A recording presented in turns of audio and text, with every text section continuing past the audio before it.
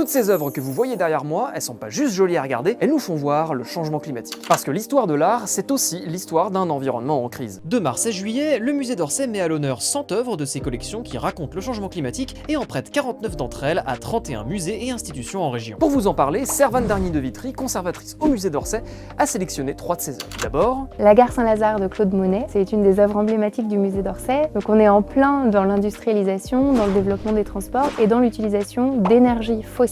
Et à l'époque, on ne connaît pas encore l'effet de serre, quel est l'effet qu'il produit sur la moyenne des températures mondiales, mais en fait on est en train de commencer à le découvrir. La période 1850-1900, c'est une période où on commence à avoir des relevés climatiques fiables et aujourd'hui on calcule le réchauffement climatique à partir des données de cette période de référence. ensuite, Les glaciers en mer de Kara d'Alexandre Bourissov, c'est une œuvre à partir de laquelle on peut mesurer la transformation des paysages depuis le 19e siècle et le début du 20e siècle jusqu'à nos jours. Et c'est vrai que nos œuvres peuvent être considérées comme une sorte de patrimoine visuel de paysage ou d'un climat qui a pu évoluer. La disparition des glaciers, de manière générale, c'est aussi quelque chose qui fait éprouver de la solastalgie. C'est ce sentiment de détresse qu'on peut avoir face à la perte d'un paysage qu'on aime. et enfin, C'est une sculpture de François Pompon qui s'appelle l'ours blanc. Après les causes du changement climatique, après les effets physiques sur la planète, on voulait aussi évoquer les effets du changement climatique sur la biodiversité.